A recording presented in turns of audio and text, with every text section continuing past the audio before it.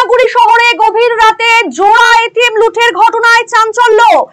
এই বিষয়ে আমরা আরো বিস্তারিত জানবো। আমাদের সঙ্গে টেলিফোন লাইনে রয়েছে আমাদের প্রতিনিধি সৃঞ্জয় দাস। সৃঞ্জয়, যেই খবরটা এই মুহূর্তে সব থেকে বড় খবর, ময়নাগুড়িতে এটিএম লুট এবং উধাও 54 লক্ষ টাকা, পর পর দুটি এটিএম এ লুট, এ বিষয়ে আরো কি বিস্তারিত তথ্য রয়েছে সৃঞ্জয়?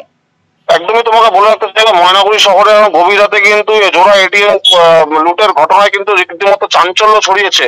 যেটা জানা গিয়েছে, ময়নাগুড়ি থানা এলাকার বোলবাড়ি এলাকায় কিন্তু একই ছাদের নিচে দুটি এটিএম মেশিন থাকা, সেখান থেকেই কিন্তু দুষ্কৃতীরা এটিএম গুলি ভেঙে কিন্তু 54 লক্ষ টাকা নিয়ে কিন্তু পালানোর সময়, সেই সময় কিন্তু পুলিশের চোখে কিন্তু সেই সময় পড়ে যায়। এবং তারপরেই কিন্তু যেটা মনে করা হচ্ছে, শিলিগুড়ির দিকে দুষ্কৃতীরা কিন্তু গাড়ি নিয়ে যখন পালাচ্ছিল, সেই সময় পুলিশ তাদেরকে ধাওয়া করে এবং সেই শিলিগুড়ি যাওয়ার মুখে যে বৈকুণ্ঠপুর জঙ্গল রয়েছে, সেই জঙ্গলের কাছে কিন্তু একটি গাড়ি ফেলে রেখে দুষ্কৃতীরা কিন্তু জঙ্গলের ভিতরে পালিয়ে যায়।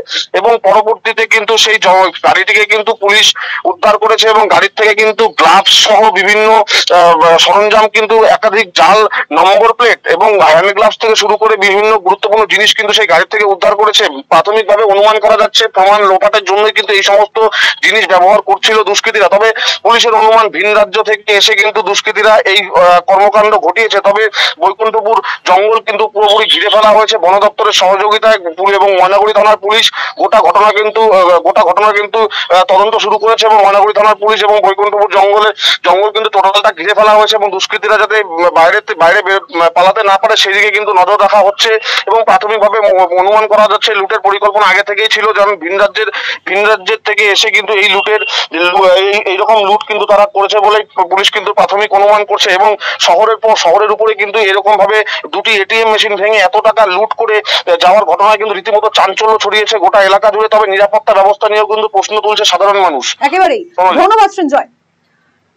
লুটের পর একটি 4 চাকা গাড়িতে করে শিলিগুড়ির দিকে পালানোর সময় দুষ্কৃতীদের গতিবিধি নজরে আসে পুলিশের এবং পরদিন ভোরে গজলডোবার বৈকুণ্ঠপুর অভয়ারণ্যের কাছে একটি সন্দেহজনক গাড়ি দেখতে পায় পুলিশ।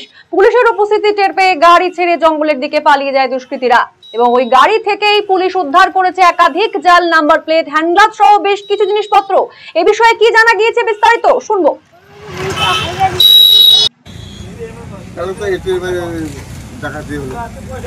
আনুমানিক কটা দিকে? আনুমানিক 12:30 1টার মধ্যে।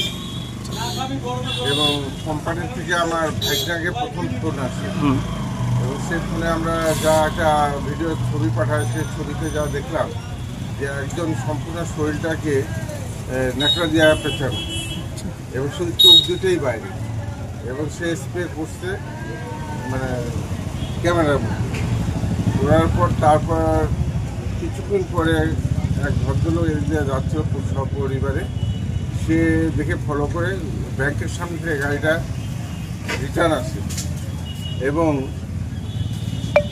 যে স্করপিও নিয়ে যে গাড়িটা ছিল এখানে তার পিছা করতে করতে তারা একদম মহিন্দ্রনগর অব্দি নেয় এবং তার মাঝে সে ভিডিও করে এবং থানায় জানিয়ে দেয় আমাদের। তারপর আমরা এখানে আসি। আমরা যখন এখানে আসি পৌঁছাই তখন 1টা বাজে। শাটার এইভাবে লাগানো ছিল। শাটারটা আমরা হয়তো খুলে আসছে, পুলিশের সামনে শাটার খুলে দেখা যায় যে ভিতরে 2টা মেশিন থেকে টাকা। আনুমানিক কতগুলো টাকা থাকতে পারে? আমার মনে হচ্ছে শনিবার হাটের দিন এখানে লেনদেন হয় ভালো, 40 থেকে 50 লাখ টাকা থাকার কথা। 40 থেকে 50 লাখ টাকা। কতটা আতঙ্কে রয়েছেন এই এলাকা? হ্যাঁ, মোটামুটি তো সবাই একটু চিন্তার মধ্যেই আছে। রায়গঞ্জবাসীদের জন্য সুখবর, যারা দীর্ঘদিন ধরে জয়েন্টের ব্যথা এবং হাড়ের সমস্যায় ভুগছেন তাদের জন্য রায়গঞ্জ দিশারিতে আসছেন আর.এন. টেকর হাসপাতালের জয়েন্ট রিপ্লেসমেন্টে ভারত বিখ্যাত অস্থিরোগ বিশেষজ্ঞ doctor Barun Dutta, MD, DNB. এখন থেকে প্রতি মাসের নির্দিষ্ট দিনে ডাক্তারবাবুকে দেখাতে আজই যোগাযোগ করুন দিশারি হেলথ কেয়ার, উকিলপাড়া, রায়গঞ্জ শাখায়। যোগাযোগ করুন 7477785509, 7477785512 এই নম্বরে।